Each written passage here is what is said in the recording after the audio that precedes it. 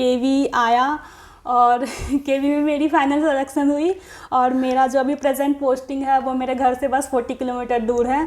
तो मुझसे ज़्यादा तो मेरे पेरेंट्स बहुत ज़्यादा खुश है कि सेंट्रल गवर्नमेंट की जाओ और घर के इतने नज़दीक में। कोई नहीं, थोड़े दिन रुक जाओ, 2-4 साल रुक जाओ तो आपको केवी नज़ारे दिखाएगा। नजर मत लगाओ। हाँ बेटा, बिहार को छोड़ के बाकायदा केवीएस में गई है तो अब इसको नज़र लगेगी, नहीं तो पता लगेगी आपको, है ना। मजा तो आएगा आपको अभी जब फोन करके बताओगे ना, सुनिए सर यहाँ तो बर्फ में चल के स्कूल में जाना पड़ता है, फूल पत्तियों के बागों को पार करके।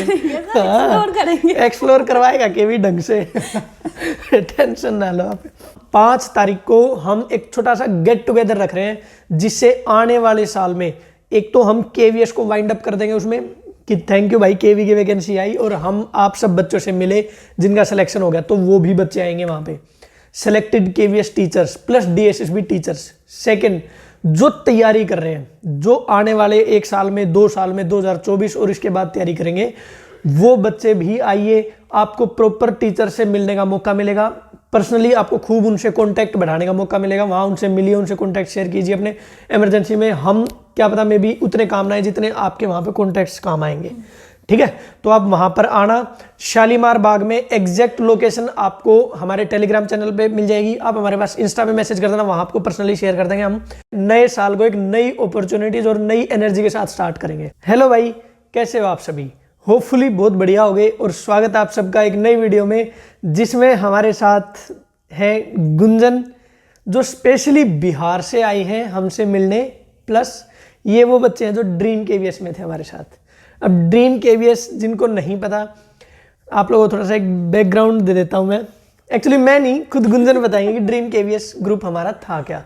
और मतलब बहुत स्पेशल से बच्चे हैं ये जो हमारे काइंड ऑफ सबसे नज़दीक थे, क्योंकि हमारा फर्स्ट एक्सपेरिमेंट और फर्स्ट जो भी कुछ था ना, सब कुछ इन लोगों के साथ ही था, इनसे जुड़ाव था। तो वो क्या था ड्रीम केवीएस और सारी चीज़ें थोड़ा सा गुंजन एक बार प्लीज़ बता दीजिए भाई। First of all thank you so much sir, मुझे यहाँ इनवाइट करने के लिए। भाई आपका थैंक यू, इतनी दूर से आए हो आप लोग। सर मेरा तो आना बनता ही था। जिस दिन मैंने ड्रीम केवीएस ज्वाइन किया था ना, उस दिन ही मैंने सोचा था कि जब फाइनल सिलेक्शन हो जाएगा तो आपसे मिलना है, आपके चैनल पे आना है। और मेरी जर्नी स्टार्ट हुई थी 6 दिसंबर 2022 को। एक्चुअली मुझे ये आइडिया आया था जब मैंने एक एसएससी टॉपर 2022 की जो थी, उन्होंने अपने इंटरव्यू में कहा था कि उन्होंने कोई टेलीग्राम चैनल ज्वाइन किया हुआ था जिसके थ्रू उन्होंने प्रिपरेशन की थी। तो उसके पहले मैं सोशल मीडिया पे ज़्यादा एक्टिव थी नहीं, टेलीग्राम वगैरह पे। तो फिर मैंने सोचा कि मैं भी केवीएस के लिए कोई ऐसा चैनल देखूं जो मुझे हेल्प करे, क्योंकि जहां मैं रहती थी वहां केवी के लिए मेरे अलावा और कोई प्रिपरेशन नहीं कर रही थी, तो मुझे एक ग्रुप चाहिए था। तो फिर मैंने YouTube पे आपकी वीडियो देखी एक दिन कि हम कुछ ऐसा प्लान कर रहे हैं जिसमें से 50-60 बच्चों का एक ग्रुप बना दे ताकि आप लोगों को भी माहौल मिल जाए। क्योंकि शायद जब आपने प्रिपरेशन करी थी तो आपने ऐसा कोई डिफ़िकल्टी फेस करी थी कि होता है ना, एक जैसे बच्चे एक साथ रहे तो अच्छी प्रिपरेशन हो जाती है। तो फिर मैंने जब आपका ये आइडिया देखा तो मुझे लगा कि मुझे कैसे भी करके इसमें आना है। फिर मैंने आपको मेल भी किया, इंस्टाग्राम पे भी मैसेज किया, सर प्लीज़ मुझे ग्रुप में ऐड कर लीजिएगा। तो फाइनली आपके साइड से मैसेज आया था मुझे 10 दिसंबर को कि गुंजन आप ग्रुप में ऐड हो सकते हो। भैया आपको डेट याद है? हाँ मुझे डेट याद है। फिर 10 दिसंबर से मैं उस ग्रुप में जुड़ी और फाइनली जो मेरा ये फाइनल सिलेक्शन है, अभी मैं केवीएस अररिया में पोस्टेड हूँ। तो फाइनली वो जो मेरा प्रॉपर जो रिज़ल्ट आ गया, मैं लिस्ट में आ चुकी हूँ, वो मेरे इस ग्रुप के वजह से, टू बी ऑनेस्ट, इस ग्रुप में जुड़ने की वजह से। क्योंकि बहुत सारे ऐसे बच्चे हैं जो कि बहुत हार्ड वर्किंग थे, जो कि फाइनल मेरिट में आ सकते थे, बट आई थिंक उनको प्रॉपर इन्वायरमेंट नहीं मिली होगी ऐसा या कुछ भी, उस वजह से वो रह गए हैं। तो आप थोड़े से वो घबरा क्यों रहे हो? सर ये सब कट कर दीजिएगा जो मैं रुक गई थी। अरे क्यों भाई, बढ़िया तो था। चलो ठीक है, कोई दिक्कत नहीं, आप नेचुरल रहो, जो भी चीज़ें सही है ना बताते रहो, बेफिक्र हो गए। कुछ पॉजिटिव चीज़ें, कुछ नेगेटिव चीज़ें जो हमारी भी होंगी वो भी बता देना, कोई नहीं है, सब चलता है। सुनो भाई, अब देखो मैं बताता हूँ थोड़ा सा, और ये सेम चीज़ें हम डीएसएसबी की तैयारी करवा रहे हैं हिमांशु सर हमारे। आप हमारी ऐप डाउनलोड कर सकते हो, पिन कमेंट में आपको सारे वो मिल जाएंगी चीज़ें। तो वहाँ पर भी ऐसे ही ड्रीम केवीएस था कि एक्चुअली हमने एक ग्रुप बनाया था कि भी जो थोड़े से ठीक ठाक पढ़ाई में बच्चे हैं, जिनके सीटेट में अच्छे मार्क्स आए थे, है ना, ताकि क्योंकि हमारा भी फर्स्ट चांस था, तो हम वो रिस्क नहीं लेना चाहते थे कि किसी बिल्कुल एकदम नीचे वाले बच्चों को उठा के हम टॉप में ले आए। लेकिन एक मतलब नॉर्मल सा बच्चा जिसको पहले बैकग्राउंड अच्छा है, जो अपने आप को पहले अपने ऊपर काम कर चुका है, ऐसे बच्चों को अगर हम थोड़ा सा अच्छे से डेली बेसिस पे गाइड कर दें तो वो बच्चे, मतलब स्कैफोल्डिंग बोल सकते हैं इसको, वो बच्चे काफ़ी ज़्यादा बढ़िया रैंक ला के दे सकते थे हमें। तो इस तरह से हमने बच्चों को छांटा था। केवल 50 बच्चों की हमारी हिम्मत थी और 50 बच्चे ही हमने लिए थे। उसके बाद फिर हमने रोक दिया था सब और कुछ। सर मैं यहाँ एक ऐड करना चाहूँगी, शायद आपने काउंट नहीं किया लेकिन मैंने काउंट किया था कि 50 में से मोर देन हाफ का फाइनल सिलेक्शन हो चुका है। और इंटरव्यू में भी केवल वही लोग बाहर हुए थे जो बीएड की वजह से बाहर हुए थे, बाकी सारे लोग इंटरव्यू के लिए सेलेक्ट हुए थे। ऐसे कुछ बच्चे थे जो बीएड की वजह से या किसी भी कारणवश उनका पीछे रह गए, पर कोई नहीं, आगे जर्नी चलती रहेगी। अब उनमें फिर से हम मेहनत करेंगे और फिर से आगे कुछ कर जाएंगे। तो ऐसे ड्रीम केवीएस का ग्रुप बनाया था हमने। फिर उनको डेली बेसिस पे उनको टास्क देना, उन्होंने क्या क्या मॉक टेस्ट दिए, उनको किस सब्जेक्ट में क्या प्रॉब्लम आ रही है, तो कहीं से भी इधर उधर से उनके लिए नोट्स, उनके लिए कोई छोटी मोटी वीडियो प्रोवाइड करवाना, और उनकी दिक्कत क्या आ रही है डेली उनका शेड्यूल मांगना। तो ये सारी चीज़ें हमने पूरे के पूरे प्रिपरेशन में ट्रैक की थी। तो और उनमें से ही एक बच्चा अभी हमारे साथ है और कुछ बच्चे आने वाले जल्दी टाइम में आपको मिल भी जाएंगे। आप में से भी अगर किसी का सिलेक्शन हुआ है और आप भी अपनी ऐसे स्टोरी शेयर करना चाहते हो हमारे साथ, हमारे प्लेटफॉर्म के साथ, तो भाई बिल्कुल आइए। आप हमें टेलीग्राम चैनल पे मैसेज कर सकते हो, इंस्टाग्राम पे मैसेज कर दीजिए, अश्विनी शोरान करके सर्च करोगे तो आपको मिल जाऊंगा वहीं पे मैं, या आप हमें मेल कर सकते हो। तो बिल्कुल, क्योंकि देखो हमारी छोटी सी स्टोरी की वजह से अगर किसी और की हेल्प हो जाए तो मुझे नहीं लगता उसमें कुछ गलत है। केवीएस में सिलेक्शन हुआ, उससे पहले इनका बिहार में भी हो गया, और लकीली दोनों में इनके घर के बहुत पास इनकी पोस्टिंग आई है। तो अब आगे एक बार बात बोलना चाहूँगी। हाँ जी। आपने कही कि छोटी सी हेल्प, ये छोटी सी हेल्प नहीं थी, बहुतों की लाइफ बन गई है हमारे आपके इस इनिशिएटिव की वजह से। बहुत सारे लोग हैं जिनका फाइनल मेरिट लिस्ट में नाम आ चुका है। पता है गुंजन, देख मैं एक चीज़ ये मानता हूँ भाई कि हम होते तो आपका सिलेक्शन हो गया, नहीं होते ना तो भी सिलेक्शन हो जाना था, है ना।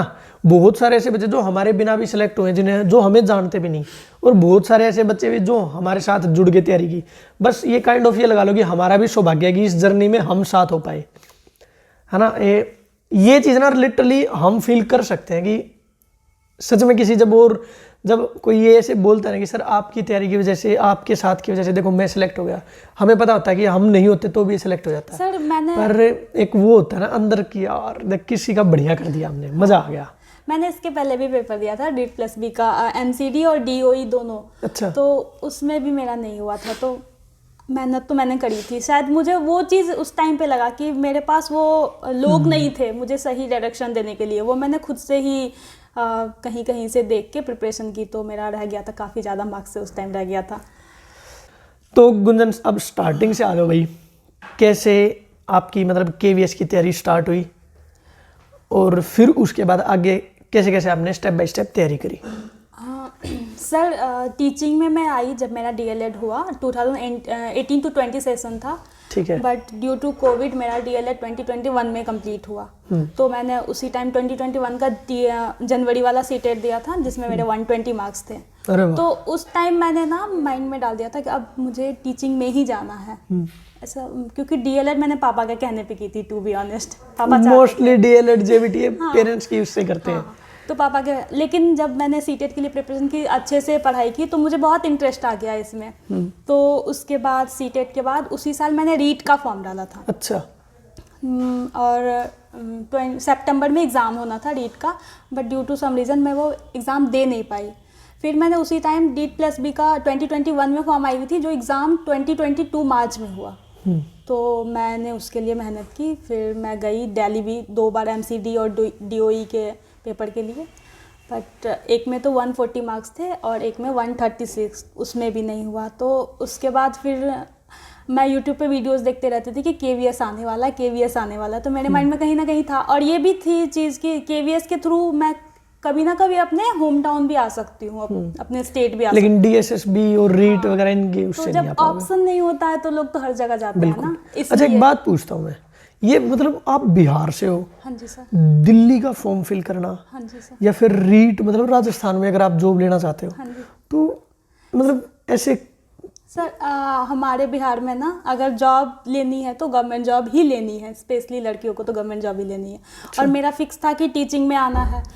तो उस टाइम जब मेरा डीएलएड हुआ, सीटेट हुआ, तो उस टाइम मुझे जब जहाँ का फॉर्म लगा, पहले मुझे था कि मुझे जॉब लेनी है पहले, अपने स्टेट तो जब आएगी तब आ जाएंगे। तो बस उस टाइम जॉब सिक्योर करने के लिए मैं अलग अलग जगह के भी फॉर्म डाल रही थी। बट केवीएस की तैयारी, अगर कोई बच्चा जो बिल्कुल अभी जीरो से स्टार्ट कर रहा है, वो केवी की तैयारी स्टार्ट कैसे करे? सबसे मतलब बिल्कुल ऐसे बच्चे को गाइड करना आपने, मुझे मान के चल पड़िए, या फिर उधर कैमरे पे हिमांशु सर बैठे हैं, तो ऐसा मान के चलिए कि ऐसा बच्चा आपके सामने बैठा जो बिल्कुल रो है, जो अभी उसने सीटेट की तैयारी करी है, सीटेट क्लियर हुआ, अब वो देख रहा है कि मैं केवीएस की या आगे टीचिंग एग्जाम्स की तैयारी करूं कैसे, तो उसके लिए आप क्या सुझाव देना चाहोगे? बिल्कुल ऑनेस्टली और बिल्कुल अच्छे से अपनी पूरी तैयारी को मिला जुला के बताओ। सर, मेरा ऐसा मानना है कि पहले आप पढ़ो अपना बेसिक अच्छा करने के लिए। कहाँ से? जैसे मैं तो बहुत टाइम से पढ़ रही थी। मुझे पर्सनली मैं बताऊँ तो मैंने मैथ्स और रीजनिंग जो है मैंने किसी टीचर से बहुत ज़्यादा नहीं सीखा। मेरे भैया है प्रशांत, मेरे अपने भैया, अच्छा, उन्होंने स्कूल टाइम से ही मुझे पढ़ाया है। ठीक है। तो मेरा मैथ्स और रीजनिंग तो वहीं से ठीक ठाक हो गया था। मेरा बेसिक केवीएस के टाइम पे भी मुझे मैथ्स और रीजनिंग पढ़ने की ज़रूरत नहीं थी। और इंग्लिश ना मैंने ऑफलाइन कोचिंग ली थी पटना में, सुशील कुमार पंकज एक सर हैं, तो वहाँ से उन्होंने ना एकदम एग्ज़ाम ओरिएंटेड पढ़ाया था मुझे, तो मेरे नोट्स वो बने हुए थे। तो क्या वो ऑनलाइन भी पढ़ाते हैं? हाँ, ऑनलाइन भी पढ़ाते हैं। कौन सा सब्जेक्ट? इंग्लिश ही पढ़ाते हैं वो। अच्छा, अभी पटना हाई कोर्ट में है। हाँ। बट वो उनका टीचिंग पैसन है तो वो क्लास भी लेते हैं। ठीक है। इंग्लिश मैंने उनसे सीखा बहुत ज़्यादा। और सर केवीएस के लिए प्रॉपर मैं जो सबसे ज़्यादा मैंने जिस पे मेहनत की वो ईवीएस पे, क्योंकि ईवीएस का ऐसा था ना, उन्होंने तो 1 to 5 का सिलेबस दे रखा था, लेकिन हमें लग रहा था एग्जाम में कैसे 1 to 5 का पूछ सकते हैं। तो फिर जैसे आपने बताया कि सबसे पहले एनसीईआरटी खत्म करो, 6, 7, 8 की तो एटलीस्ट कर ही लो पीआरटी के लिए। बिल्कुल। तो फिर मैंने 1 to 5 तो वो तो देखना था ही। उसके बाद मैंने एनसीईआरटी पढ़ी, और फिर लूसेंट में ना ईवीएस के कुछ पेजेस अभी न्यू वाले लूसेंट में वो ऐड किए, वन लाइनर टाइप। हाँ, वन लाइनर टाइप। हाँ, तो मैंने वहाँ से वो किया हुआ था। ठीक है। ईवीएस के लिए। और सीडीपी केवीएस की सीडीपी भी बहुत अच्छी आई थी। ठीक है, बताओ। तो सीडीपी के लिए हिमांशु सर क्लास लेते थे, उनसे मैंने पढ़ा। और सीडीपी की पहले से मेरी जो भी बेसिक अंडरस्टैंडिंग थी वो सीटेट के टाइम मैंने हिमांशी मैम से पढ़ा हुआ था। ठीक है। तो बेसिक अंडरस्टैंडिंग मेरी उस टाइम से थोड़ी सही थी। और क्योंकि मैं D+B के लिए प्रिपरेशन कर रही थी, D+B के लिए प्रिपरेशन कर रही थी, तो मैंने NIOS भी थोड़ा पढ़ रखा था। ठीक है। और जब हिमांशु सर की क्लासेस ली तो वो अंडरस्टैंडिंग एक होता ना, इन्हेंस होती गई, वो बढ़ता गया। तो उसके और सबसे इम्पोर्टेंट मैंने टेस्ट बहुत लगाए थे टेक्स्ट बुक पे। वो आप संडे मिनी मॉक हो कुछ भी, अश्विनी सर ग्रुप पे मैसेज डालते थे कि भाई मिनी मॉक आ गया इतने बजे, सब लोग मिलके लगाएंगे और जल्दी जल्दी सब लोग अपने मार्क्स भी शेयर करना, ताकि पता, वो एक होता है ना कि अगर किसी को 70 में से 65 आया है तो पूछो भाई आपने कैसे किया, आप क्या कर रहे हो या कहाँ से पढ़ रहे हो, ये चीज़ भी मैटर करती है। क्योंकि रैंडम कोई भी बुक उठा लेने से आप मेहनत तो करोगे लेकिन होता है ना फाइनल मेरिट में नहीं जा पाओगे। तो फिर वहाँ से मिनी मॉक भी और मॉक भी मैं लगाती थी, तो धीरे धीरे सब्जेक्ट पे ग्रिप बन गई और एग्ज़ाम भी मेरा अच्छा गया था। तो फिर आपने साथ में बिहार की भी तैयारी की थी? सर साथ में नहीं करी थी। बिहार की वैकेंसी तो जून में आई ना, तभी मैं इंटरव्यू के लिए दिल्ली में ही थी। तभी तक मैं केवी के रिजल्ट का वेट कर रही थी कि भाई अब आ जाएगा, इंटरव्यू दे के ही जाऊंगी। लेकिन जब बिहार की वैकेंसी आ गई तो फाइनली मैं बिहार चली गई। और केवीएस के टाइम पे मैंने अच्छा खासा प्रिपरेशन कर रखा था, तो बिहार में मुझे बहुत ज़्यादा मेहनत नहीं करा। उसके लिए मैंने टेक्स्ट बुक के सारे टेस्ट लगाए और बिहार स्पेशल एक बुक आती है बिहार समग्र करके, बस वही जो भी था मेरा सेल्फ था, और मैंने कहीं से कोचिंग नहीं ली बिहार के लिए। मतलब वही आपके काम आ गया ना, जो आपने DSSB में तैयारी की थी, केवीएस में तैयारी की, हाँ, वही एज इट इज शिफ्ट होती चली गई सारी हर जगह। मैंने ये चीज़ भी सीखी कि आप लगे रहो ना तो फाइनली आप कभी ना कभी सक्सेस हो गई। बिल्कुल। और पता क्या है गुंजन, ये ना गवर्नमेंट जॉब लेना या टीचिंग फील्ड में कहीं भी चले जाओ आप, ये ना एक जर्नी ही है। हाँ जी सर। इसमें आप धीरे धीरे सीखते जाओगे। अब CDP आपने CTET के नाम पे सीखी, वही फिर आपकी DSSB में भी तो हेल्प करेगी। और फिर DSSB में मान लो किसी कारणवश नहीं हुआ तो फिर KV की तैयारी करने लग गया आप। हाँ जी। वही चीजें फिर आपकी KV में आएंगी लगभग घुमा फिरा के। कुछ चीजें ऐसी हैं जो उसमें नई थी, जो NEP वगैरह बहुत ज्यादा पूछी जा रही थी, और थोड़ा सा लीडरशिप एंड ये क्वेश्चन इसके काफी मतलब एकदम नएपन से में आ रहे थे। तो वो फिर आपने जिस भी तरह से आप हमारे साथ जुड़े थे तो आपने हमारे साथ कर लिया। कोई बच्चा किसी और जगह से जुड़ा होता तो वहां से कर लेता। ठीक है, तो ये हो गया अभी आपका तैयारी वाला फेज। फिर आपकी इंटरव्यू, मतलब इंटरव्यू की तैयारी कैसे करी? वही पता क्या, एक और दिक्कत हो रखी है, इनकी हर एक बात को मैं जानता हूँ पहले से ही। क्योंकि मतलब ये लगा लो आप, मेरी गर्मी की छुट्टियां थी तो इनको बुला के कि आओ, मेरी छुट्टियां, मैं दिल्ली में ही हूँ, मैं सोनीपत में रहता हूँ वैसे, पर यहाँ से दिल्ली गया मैं स्पेशल कि भी आप आओ इंटरव्यू दो, ताकि वो, और उस टाइम केवल इनका ये एग्जाम ही हुआ था बस, और उसका ना रिजल्ट आया था, ना कुछ आया था, ना कट ऑफ, बस हम ऐसे ही लगे हुए थे कि बस करना है, अभी करना है जल्दी, है ना। बहुत बढ़िया, अभी से तैयारी करो। इनकी 1st to 5th तक के NCERT का हर एक चैप्टर के डेमो बनवाने और पता नहीं क्या क्या।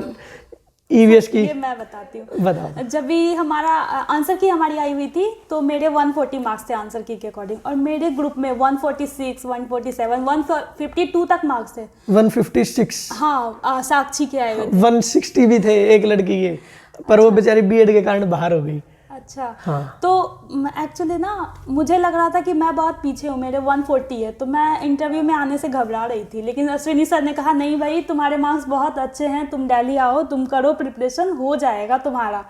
तो लिटरली बस सर के कहने पे मैं इंटरव्यू प्रिपरेशन के लिए दिल्ली आई। सर ने, हाँ जी सर, आपने अगर तभी नहीं मोटिवेट किया होता ना, क्योंकि मुझे लग रहा था ग्रुप में सबके इतने अच्छे मार्क्स हैं, मैं पीछे हूँ।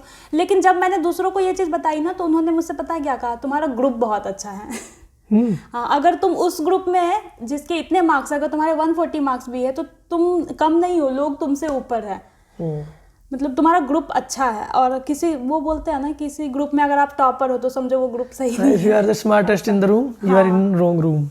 हाँ जी सर। तो मैं सर के कहने पे ही दिल्ली आई थी, और सर ने तो इतना तक कहा था कि PG नहीं लेना, कोई बात नहीं, सोनीपत हमारे घर आके रुको, इंटरव्यू दो, तैयारी करो और जाओ। तो सर तो अब मेरी फैमिली की तरह हो गए बिल्कुल। अभी भी मैं सर के यहाँ पे हूँ। मैंने कल रात का भी खाना यही खाया है, दिन का भी। ओ भाई रुक जाओ, इतनी पढ़ाई मत करो, बच्चे कहेंगे फैन बॉय बुला बोल रही है कि मैं पैक करके भी दे दूंगी खाना रात के लिए। फिर अश्विनी सर ने पूरा समर वेकेशन लगाया हम पे। चार मॉक तो नहीं, आई थिंक 5 मॉक मैं आपके यहाँ पे, हाँ मैंने अश्विनी सर के यहाँ पे 5 मॉक यहाँ पे दिया मई में। मई लास्ट मॉक हमारा आई थिंक 15 मई को हुआ था दिल्ली में। हाँ जी, उसके बाद उसके बाद रिजल्ट ही दिया रहा था। तो फिर सर ने कहा कि अभी रोकते हैं, अब रिजल्ट के बाद करेंगे आगे की प्रिपरेशन। और हाँ, दिल्ली आने के पहले वो जो 15 दिन का था ना, आई थिंक 6 मार्च को आया हुआ था हमारा रिजल्ट, और मैं दिल्ली आई थी 30 मार्च को। उसके पहले सर ने कहा सारे लोग अपना इंट्रोडक्शन का वीडियो बनाओ, हमें भेजो, जहाँ पे भी कुछ हमें लगेगा इम्प्रूवमेंट करनी है वो हम बताएंगे। NCERT की सर डेली देते थे कि आपको हिंदी का एक डेमो बनाना है, इंग्लिश का एक डेमो बनाना है। हम ऐसे ही कैमरा के सामने खुद को प्रेजेंट करते थे, डेमो बनाते थे, सर को दिखाते थे, सर रिव्यू देते थे। तो जिस दिन आंसर की आई ना, इंटरव्यू की प्रिपरेशन उस दिन से ही हमारी स्टार्ट हो गई थी। और इंटरव्यू हुआ जाके मेरा 6 नवंबर को चंडीगढ़ में। और भाई चंडीगढ़ में जब इनका इंटरव्यू हुआ ना, तो इनका ऐसा था कि एक दिन इनकी मतलब ये आए, उसके बाद इंटरव्यू हुआ, और अगले दिन फिर पूरा दिन फ्री थे। उसके अगले दिन इनकी फ्लाइट थी शायद सुबह। तो फिर मैंने वहां से मैं एक काम करा, वहां कहाँ चंडीगढ़ में अकेले रुको, क्योंकि इनको डेंगू हो गया था ना शायद। आपको डेंगू हो रखा था ये इनको, तो आप वहां मत रुको। मैंने कैब करके इनको भेज गए और इनको बुला लिया। वहाँ भावना मैम के पास ये रहे फिर एक दिन। मैं सर के स्कूल भी गई, वहाँ बच्चों से मिली। उस टाइम भी मुझे लग रहा था भाई कैसे भी लिस्ट में मेरा नाम आ जाए, मुझे केवी आना है। प्रॉपर केवी आने से पहले मैं केवी जा चुकी थी, एक बार अंदर जाके क्वार्टर देख चुकी थी, सर का स्कूल देखा, सब कुछ। तो फिर आपका मैम इंटरव्यू हुआ। इंटरव्यू में थोड़ा सा बताओगे कि इंटरव्यू में किस टाइप से क्वेश्चन पूछे जाते हैं, क्या क्या बच्चों के, आपका और बाकी बच्चों का भी कैसे कैसे एक्सपीरियंस था? सर पर्सनली जिस पैनल में मेरा इंटरव्यू हुआ था, मुझे लगता है वो पैनल बहुत लेनियन था वो। ओके ओके, घबराओ मत भाई, खुल के बताओ आप। मेरा जिस पैनल में हो, मेरा पैनल 5 था, चंडीगढ़ 6 नवंबर को मेरा इंटरव्यू था। हाँ। तो वहाँ मुझे ऐसे ही लग रहा था सर, जैसे मैं और आप 1-to-1 टॉक कर रहे हैं ना, तो ऐसे अच्छा। 4 लोग थे। उन्होंने सबसे पहले तो मैं बैठी, तो उन्होंने कहा आर यू कंफर्टेबल, तो मैंने कहा यस सर। फिर मैम ने भी अलग से पूछा कि आर यू कंफर्टेबल, तो फिर मैंने कहा, तो फिर उन्होंने कोई इंट्रो वगैरह नहीं लिया मुझसे, उन्होंने पूछा। अब उन्होंने मुझसे एक क्वेश्चन पूछी जो उससे पहले मेरे किसी भी मॉक इंटरव्यू में किसी ने नहीं पूछा था, कि मेरे में गैप है 3 इयर्स का। तो उन्होंने पूछा गुंजन आपका ये गैप क्यों है, तो फिर वो आंसर मैंने उनको बताया जो मैंने आपसे पहले डिस्कस किया ही था। तो क्यों था? एक्चुअली मेरा ग्रेजुएशन 2 बार हुआ है मेरे यूनिवर्सिटी। अच्छा। हाँ जी सर, पहले मैं इंग्लिश से कर रही थी, बट बीच में ऐसा हुआ कि वो सेशन इतना डिले चल रहा था कि मेरे पापा ने कहा उसको छोड़ो, अब आ जाओ डीएलएड पे। ठीक है। हाँ, तो उस वजह से फिर डीएलएड मैंने बीच में की, फिर उसके बाद वापस से ग्रेजुएशन मेरा हुआ कंप्लीट। तो वो पूछा उन्होंने, उसके बाद डायरेक्ट वो आ गए सब्जेक्ट नॉलेज पे। फिर उन्होंने एक क्वेश्चन पूछा था मुझसे कि आप क्या बिना ग्रामर के आप भाषा बोल सकते हो, ये क्वेश्चन। तो मैंने कहा नहीं सर। तो उन्होंने ना ट्राई किया कि मुझे थोड़ा कंफ्यूज कर दें। ठीक है। तो ऐसे एक्सप्रेशन दे के बोलते नहीं बोल सकते हो। फिर मैं रुक गई, मैंने कहा नो सर, बिना ग्रामर के लैंग्वेज नहीं बोल सकते। उन्होंने कहा फिर मुझे कि हम लोग जो व्हाट्सएप पे इमोजी भेजते हैं वो क्या है, वो भी तो एक लैंग्वेज ही है। फिर मैंने कहा सर वो सिंबॉलिक है और वो इनफॉर्मल हो जाता है, जब हम बोलने की बात करते हैं तो बिना ग्रामर के नहीं बोल सकते। और मुझे उस टाइम पता नहीं वो याद आ गई कि नॉम चॉम्स्की का एलईडी वाला कॉन्सेप्ट, तो वहाँ मैंने वो ऐड कर दिया। तो फिर वो बताओ बच्चों को क्या है वो। Language LED language acquisition device बोलते हैं ना, जो बच्चे यूनिवर्सल ग्रामर लेके आते हैं कि मैं जाता हूँ, मैं खाता हूँ, इस तरह से। तो एलईडी या LED? LED language acquisition device ऐसे बोलते हैं। हाँ जी सर, एलईडी। तो ये क्वेश्चन था एक, और उन्होंने मुझसे पूछा 2 नेगेटिव इमोशन के नाम बताओ, ऐसे रैंडम ही। तो फिर मैंने कह दिया फियर एंड एंगर। और मेरा हिंदी में ही चला था इंटरव्यू, मतलब जो वो क्वेश्चन पूछ रहे थे वो हिंदी में ही पूछ रहे थे। ठीक है। उसके बाद जो मैंने डेमो दिया, उन्होंने मुझसे पूछा आपका ग्रेजुएशन किस सब्जेक्ट से था, मैंने कहा इंग्लिश। बोलते ठीक है फिर इंग्लिश पढ़ाओ। क्लास 5 को टेंस पढ़ाने को कहा था। आप टेंस प्रिपेयर करके गए थे? नहीं, मैं टेंस प्रिपेयर करके नहीं गई थी, बट एट द मोमेंट मैंने जल्दी से सोचा, तो मुझे बस यही लगा कि मैं 3 ऐसे सेंटेंस बोलती हूँ, एक पास्ट, एक प्रेजेंट, एक फ्यूचर का। सबसे पहले मैं गई बोर्ड पे, और जैसे हम लोग स्टार्ट करते हैं क्लास, गुड मॉर्निंग क्लास। इसके बाद मैंने पूछा कि मैं 3 क्वेश्चन पूछती हूँ आपसे, आप आंसर देना कि what were you doing yesterday, what are you doing now, and what will you do tomorrow. इस तरह से 3। तो अब वो शायद पहचान गए होंगे कि मैं कैसे आगे करने वाली हूँ। तो उन्होंने कहा ठीक है, अब आप मैथ्स पढ़ाओ, आप बच्चों को फ्रैक्शन कैसे पढ़ाओगे। और फ्रैक्शन तो ऐसा टॉपिक है ना, जो मैं मार्च में जब आई थी ना तो मैथ्स का पहला टॉपिक यही था, फ्रैक्शन ही हम लोगों ने और फ्रैक्शन तो बहुत बच्चे ऐसे रट के बैठे थे भाई साहब, फ्रैक्शन तो ऐसे पढ़ाएंगे हम। वही कि पढ़ाते हैं ना कि खा रहे थे, रोटी खत्म हो गई, शेयर किया आधा आधा। और मैंने आपके पास भी जब मॉक दिया था ना, तो उसमें भी मैंने फ्रैक्शन पढ़ाया था, तो आपको भी वो अच्छा लगा था, तो मैंने सेम उसी वे में फ्रैक्शन पढ़ा दिया। फिर उन्होंने 1-2 कंपैरेटिव फ्रैक्शन कहा पढ़ाने को, तो फिर मैंने वो सब पढ़ा दी। तो मेरा अप्रॉक्स 15 मिनट के अप्रॉक्स मेरा इंटरव्यू चला था। फिर उन्होंने कहा अब आप जाओ। तो मैं जब इंटरव्यू दे के निकली ना, तो मुझे ये भी नहीं था कि मैंने बहुत अच्छा किया, क्योंकि मतलब मुझे लग रहा था कि मैं और अच्छा कर सकती हूँ। वो तो उस टाइम पे ना मैं लिटरली रोने लगी थी, लेकिन अश्विनी सर को मैंने कॉल किया, तुरंत रिव्यू बताया कि सर ऐसा रहा। सर मुझे उस टाइम पुशअप कर रहे थे, नहीं तुमने बहुत अच्छा किया, तुम बेकार में टेंशन ले रही हो, अब आ जाओ यहाँ हमारे केंद्रीय विद्यालय, अब जाओ आराम से यहाँ से घूम फिर के। फिर तो मैं तो एकदम चिल करके चली गई थी। भाई उस टाइम का तो याद है मुझे लिटरली। हम पता क्या सोच रहे थे उस टाइम पे, कि मैं भावना मैम को कह रहा था, माँ एक काम करते हैं यार, इसका ना इंटरव्यू ले लेंगे अभी।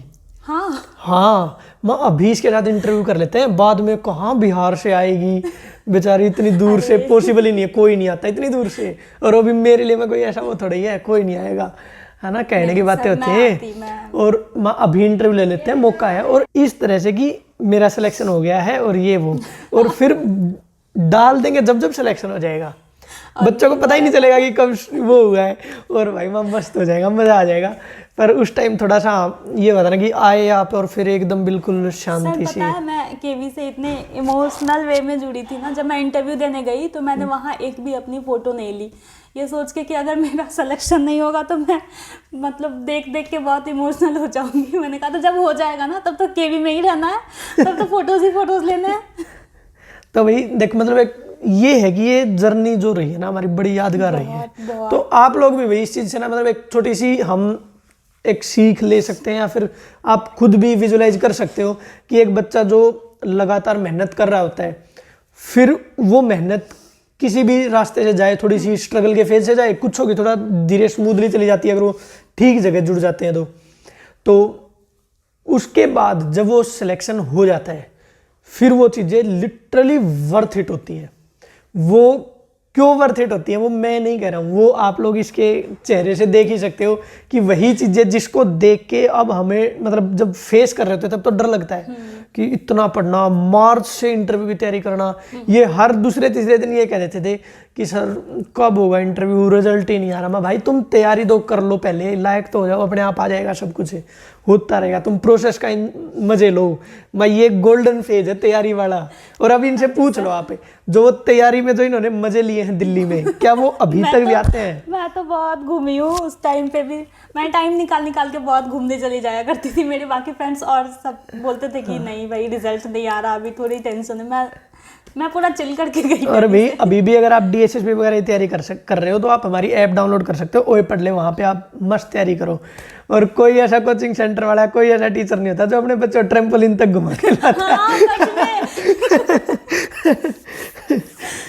सर के कोर्स में ना दिल्ली घूमना इसमें इंक्लूड रहता, वो अलग से हाँ पता नहीं है बच्चे दावा पेश कर देंगे कि सर घुमाओ आगे हम।